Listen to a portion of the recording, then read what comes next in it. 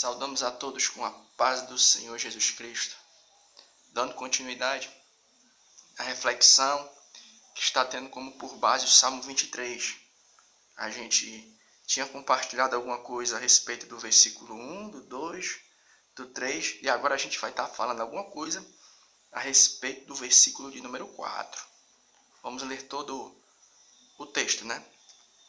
Salmo de número 23, que diz assim: O Senhor é o meu pastor e nada me faltará. Deitar-me faz em verdes pastos. Guia-me mansamente a águas tranquilas. Refrigera minha alma. Guia-me pelas veredas da justiça por amor do seu nome. Ainda que eu andasse pelo vale da sombra da morte, não temeria mal algum, porque tu estás comigo. A tua vara e o teu cajado me consolam. Prepara-me uma mesa perante mim na presença dos meus inimigos. Unge a minha cabeça com óleo e o meu cálice transborda. Certamente que a bondade e a misericórdia me seguirão todos os dias da minha vida, e habitarei na casa do Senhor por longos dias. E como a gente vai ficar aqui com o versículo 4, né? A gente vai se concentrar com a permissão do Senhor nosso Deus, porque tudo é pela permissão do Senhor nosso Deus, né? A gente vai estar aqui repetindo o versículo 4. Ó. Ainda que eu andasse pelo vale da sombra da morte, não temeria mal algum, porque tu estás comigo. A tua vara e o teu cajado me consolam.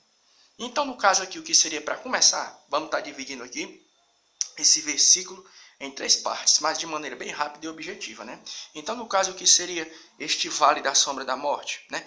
Quando a gente para fazer uma análise a respeito desse trecho do versículo 4, o vale da sombra da morte, nós iremos aprender que quando o salmista fez referência a esse vale da sombra da morte, ele estava fazendo referência àquele momento em que os guias das ovelhas, eles tinham que passar por determinados locais onde haviam muitos perigos, né? Ravinas, né? Rochedos, e naqueles ambientes ali havia o perigo deles serem atacados por animais selvagens, por salteadores. Então, quando o salmista aqui faz referência a esse texto dessa seguinte maneira, ó, ainda que eu andasse pelo vale da sombra da morte, ele está fazendo referência a esses locais perigosos, que às vezes o rebanho das ovelhas tinham que passar.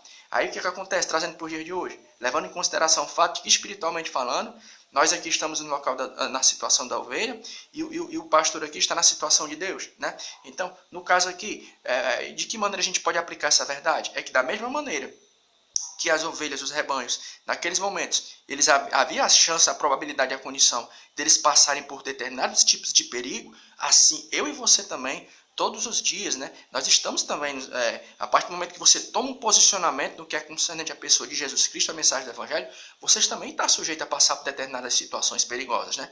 Aí você me pergunta, e com que constância a gente passa por perigos na nossa caminhada? Porque os perigos eles vão ter duas origens, os perigos espirituais, né? E os perigos no mundo visível. Os perigos espirituais, né? A gente repetindo aquele texto que Paulo fala lá na sua carta aos Efésios, capítulo 6, versículo 10. Ele diz assim: revesti-vos, pois, de toda a armadura de Deus, para que possais resistir às astutas ciladas do diabo. Então a gente entende que os perigos que um rebanho hoje ele passa, primeiro ele vem de origem espiritual, no mundo invisível, né? As hostes espirituais da maldade, atacando as ovelhas, atacando a minha e a tua vida. E a segunda fonte do perigo, né, são as visíveis, né? Pessoas que de repente podem não se sentir à vontade com a mensagem do Evangelho e pelo fato de não abrirem o seu coração, passam a ser tomadas por um sentimento de hostilidade no que é concernente àquela mensagem que está sendo apregoada. Aí, ó, você me pergunta, e com que constância os perigos ocorrem na vida de um cristão? Se leva em consideração o fato de que eu e você estamos na condição de uma ovelha. Os perigos são diários. Romanos 8, versículo 36. Romanos 8, carta de Paulo aos Romanos 8,36. E com que constância os perigos acontecem na vida do cristão e da cristã? Romanos 8, o capítulo 8, versículo 36. Como está escrito: por amor de ti, somos entregues à morte todo dia, e fomos reputadas como ovelhas para o matadouro. Olha aí com que constância o perigo ocorre na vida de um cristão, de alguém que tem um posicionamento positivo no que é concernente à mensagem do Evangelho. Você se posiciona. E a partir daquele momento que você se posiciona no que é concernente à questão da mensagem do Evangelho, você diz: eu sou cristão, você é uma cristã. Olha aí com que constância os perigos acontecem. Repetindo, Romanos capítulo 8, o versículo 36. Como está escrito: por amor de ti, somos entregues à morte todo dia. Olha aí, todo dia. Fomos reputados como ovelha para o matadouro. Né? E a segunda parte aqui, no que é concernente, o que é que o salmista vai dizer? Ainda que eu andasse pelo vale da sombra da morte, eu não temeria mal algum. E por que ele não tinha medo?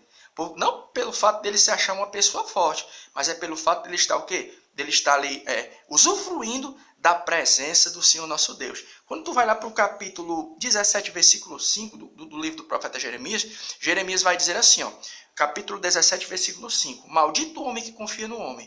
O que é que o profeta Jeremias quis dizer com aquilo? Que maldito o homem que confia no homem? Será que é no sentido de querer dizer que a gente não pode mais confiar em ninguém? Não é nesse sentido, não. Ele está fazendo referência da pessoa que deposita toda a sua força, toda a sua confiança em si mesmo. Né? Porque, para começar, as nossas forças são limitadas. Né? Hoje a gente pode estar aqui numa boa e amanhã, de repente, a gente pode não estar gozando de tanta saúde. Ou seja, as nossas forças, os nossos recursos como seres humanos, eles são muito limitados. Tiago vai dizer o quê? Que a nossa vida é como um vapor. Hoje você está aqui com a força, é um super-homem espiritual, uma mulher maravilha espiritual. Mas amanhã você pode não estar gozando dessas forças todas, não. Né? Aí é por isso que Jeremias vai dizer no capítulo 17, versículo 5, maldito o homem que confia no homem, nesse sentido. Né? E também tem um sentido do ambiente que nos cerca, né? Porque às vezes você está em um ambiente que, pelo fato de todo mundo gostar de você, você se acha assim, a gente acha assim, poxa, todo mundo gosta de mim, mas só que é o tipo da coisa, o ser humano ele é muito volúvel. Hoje as mesmas pessoas que te aplaudem, amanhã se você cometer uma falha, uma gafe, podem ser as mesmas pessoas que vão dizer assim, ó, crucifica-o, crucifica-o. Já dizia um certo comentarista bíblico, que do meio daquelas pessoas que usufruíram da multiplicação dos pães e peixes de Jesus Cristo, tinha muitos que estavam no meio da multidão dizendo, crucifica-o, crucifica-o. É desse jeito. Hoje os mesmos que te aplaudem, podem ser amanhã os mesmos que vão dizer assim, ó, crucifica-o, crucifica-o. E para terminar ele vai dizer assim, ó, a tua vara e o teu cajado me consolam. Por quê? Porque o instrumento do guia das ovelhas naquele momento era o cajado para guiar as ovelhas, aquele bastão com uma curvinha na ponta, né? E a vara que servia para espantar os animais selvagens. Aí por que é que o salmista vai dizer assim, ó, a tua vara e o teu cajado me consolam? É porque a ideia de ele ter Deus como seu guia, como seu pastor, o consolava. Porque é que muitas vezes, hoje em dia, às vezes a gente fica um pouco atribulado, um pouco triste, é porque a gente, tipo assim, a gente olha muito para o problema e tira o foco do nosso guia, que é o Senhor nosso Deus, né? E a gente para e muitas pessoas não têm mais a alegria da salvação. Por quê? Porque não tem mais aquela sensação, né, de ter Deus por perto. Então, o fato de você crer que existe um Deus que está tomando de conta da minha e da tua vida, que está ali sempre conosco, isso é um consolo muito grande. Existem pessoas que às vezes entram em um tipo de crise existencial, porque quando a pessoa passa por depressão, por problema, a pessoa acha que Deus a abandonou. A pessoa pensa, pai, Deus não está mais comigo, não.